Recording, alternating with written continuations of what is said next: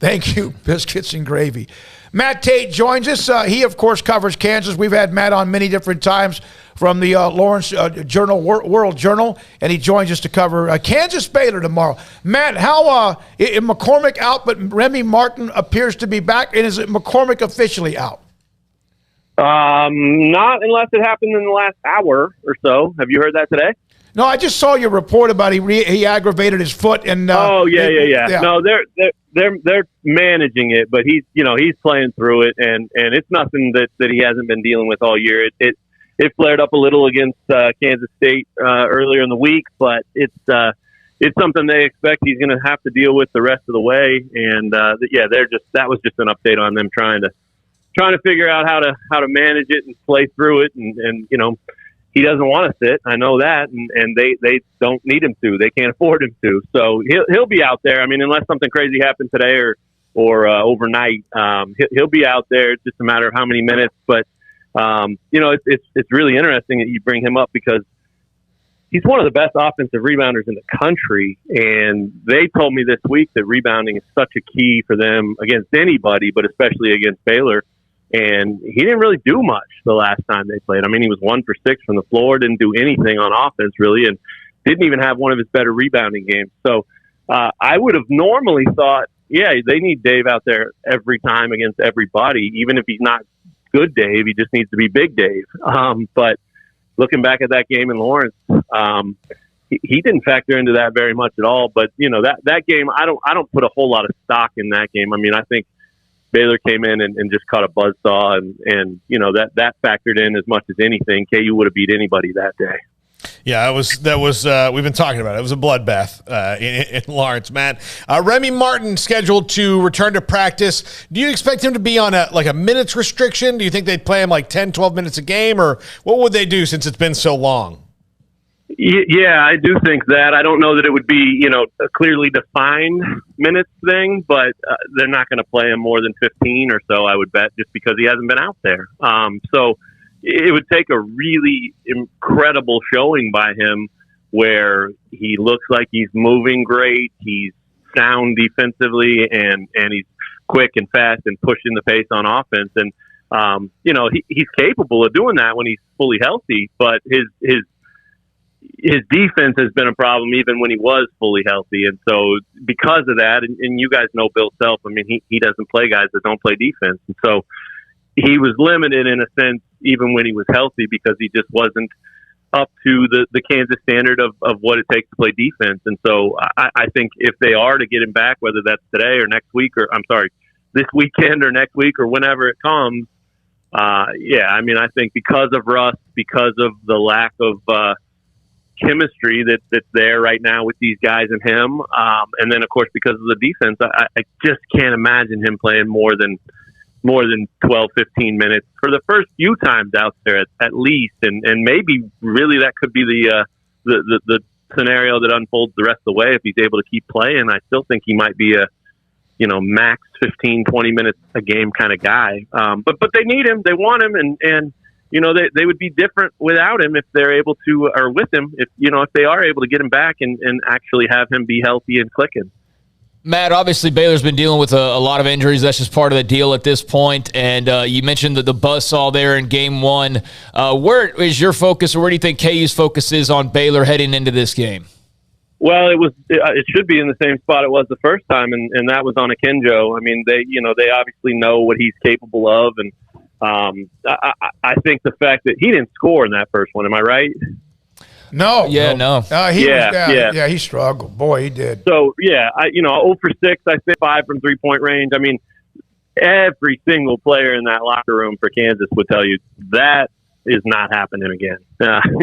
Not against us, not against anybody. So, they know they kind of caught a fluky break with him struggling so much in that first one. But they did take a little bit of pride in the fact that they created some of the struggle for him in that one. But there's no doubt that they've got all eyes on him at all times. They know where he is. They want to close out to his shots, make him take tough shots. They want to keep him struggling even if he is missing shots, so that he doesn't become a creator and dish 8 or 9 assists and get other guys going even when he's not. So it's the classic cliche where they call him the head of the snake, and they want to cut that thing off and make that force the rest of the team to struggle. But obviously, when you look at what Flagler just did, he's got their attention as well, and always has. I mean, they respect his game for years now. It's not just that one game the other night, but yeah, I mean, Kansas is fully expecting Baylor's best shot. They're expecting an angry, hungry, fired up Baylor team. They're expecting a crazy atmosphere, and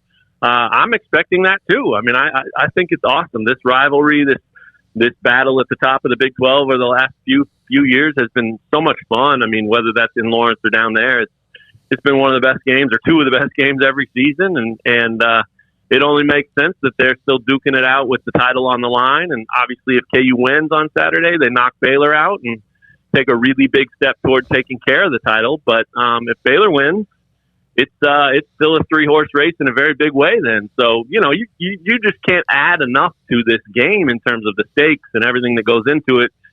And then when you think you can't, you throw College Game Day in there, and then you do. So, I mean, it should be pretty wild, and I'm excited to get down there and check it out. So, Agbaji has been unbelievable throughout the year. Just came off a 20-point game, 20-plus point game against Kansas State. But I don't see his name anymore on the list of Player of the Year like I saw earlier. Do you feel like he's kind of faded out of that discussion or not? He had a couple of games, the Kentucky game most notably, where it didn't go well on that kind of stage, yeah. and that hurt him, especially because Oscar Schwebe is one of those guys that is talked about at the very top of that thing. So it hurt him, but I do think people still think he's in the mix. I think if Kansas were to win out or something crazy like that, and we're not talking the tournament, but we're talking regular season, win the Big 12 by 3 games. If he continues to score at that 20-point a game clip, I mean, I would say he's probably still in that mix. He probably won't win it, but a finalist is definitely within reach. And you never know. I mean, this is the kind of game, or this is the kind of opportunity anyway, where he goes out and hits Baylor for 30 on their floor in that type of high stakes game on that type of stage.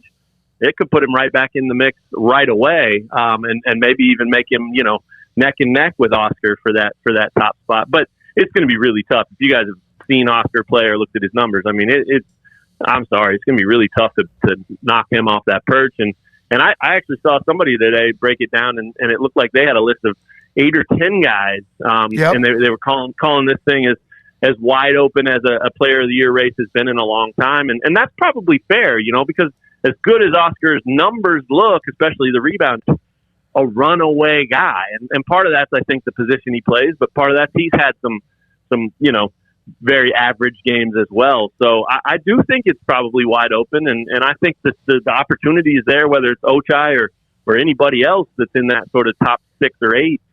I think a few games down the stretch where you really catch people's eye with big totals and big wins, I think it could still be won in the next few weeks just by playing well then. So, he's in the mix, but he could care less. And that's just the kind of kid he is. I mean, of course he would love to win it.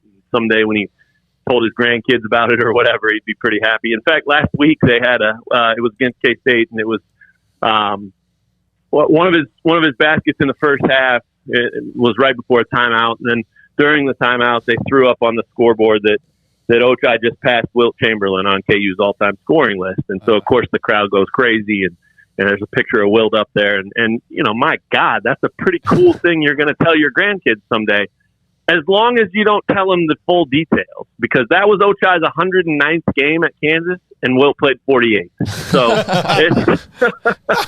it's one of those things where, yeah, you feel good about passing him. Anytime you can pass a guy like that, you tell everybody, and you don't show the whole cards. But yeah, it's the difference between like a 29.9 average for Wilt and like a 13.9 average for Ochai's career. So still though, he was, he took it right. He was happy. He said, I'll take it. I'm not going to turn that one down. But yeah, it certainly doesn't mean a whole lot. So he could care less about the individual stuff. He just wants to win, and this is his last shot to do it. I know Will's no longer with us, but I do think that he has a different list that he cares more about.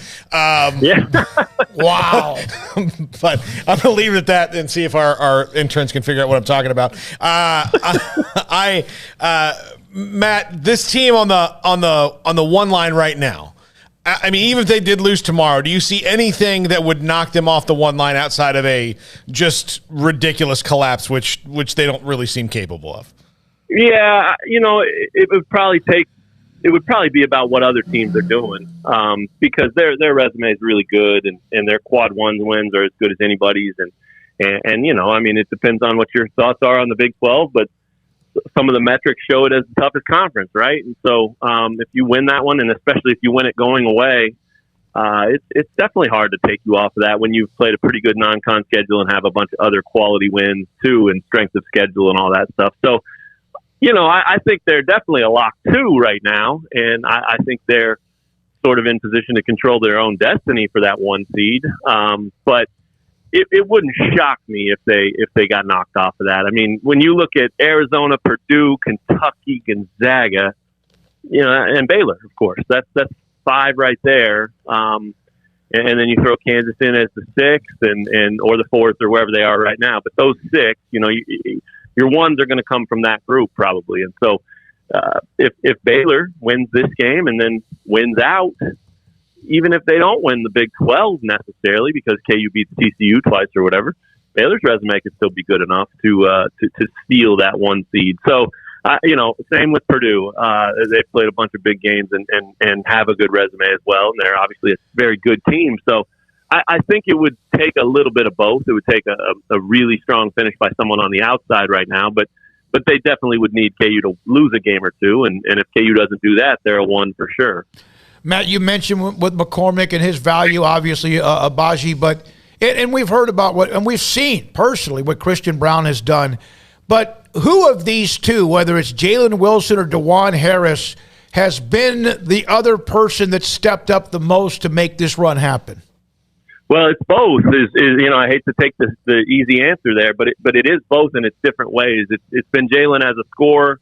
It's been Jalen as a third option. It's been Jalen as a guy who really pushes transition, can go get 11 rebounds, but can also bring the ball up the floor and really put pressure on defenses with how fast he is in the open court. So he has really turned up his game since Big 12 play started, and he's as good a scorer as there is in the league right now, and that includes the 2 guys on his team. So his scoring has really taken a lift there, but DeJuan Harris is still the guy that makes everything go, and he can have a 2 for 3 shooting night and not look like anything more than 6 points and 6 assists and a couple of steals. And you think, well, he didn't do much, but the fact of the matter is he plays 38, 39 minutes. He controls things defensively. He sets the tone offensively. He makes everything easier for his teammates at all times. And all of a sudden, those 6 points, 6 assists, and 2 steals that don't look great are the reason you won the game. So, their 5 is really good, and the big question for them right now is, what are they going to get from their bench, and that includes Remy, whether he comes back or not. That's part of it. But if they can get consistent contributions from their bench to where Self can trust those guys to go in, and they don't have to play 20 minutes apiece. In fact, I've written this all year. You've got that starting 5. You want them out there 35 minutes a game. There's nothing wrong with that. These are young kids, and they're the best players you have. Who in their right mind would want to sit them?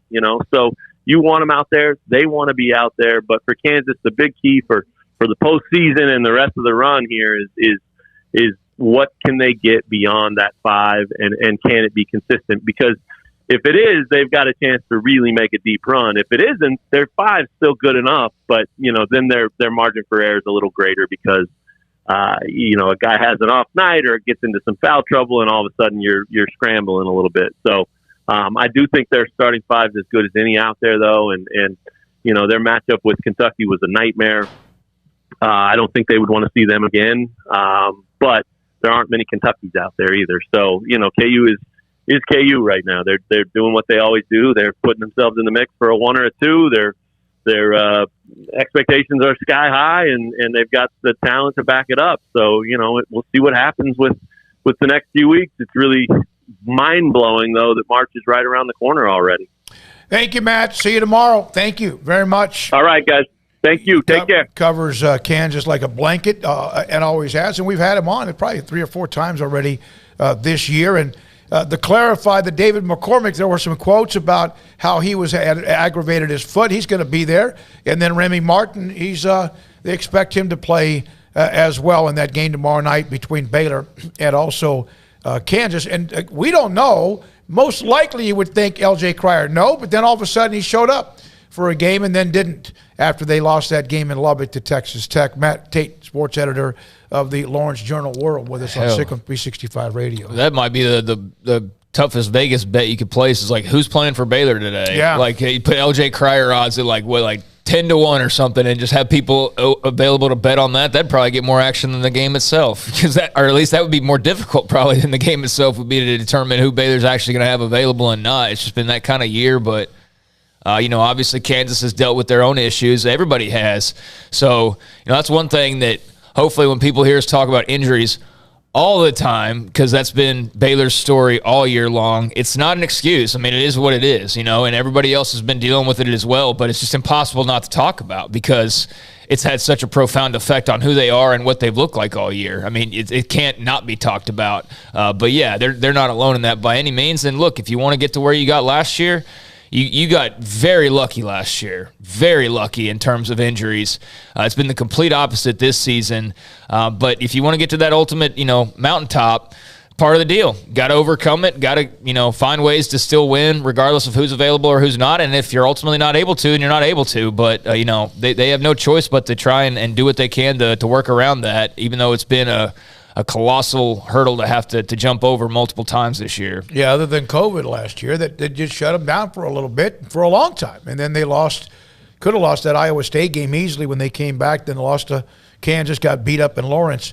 They did not have any issues. There were bumps and bruises. So that's Matt Tait. Grayson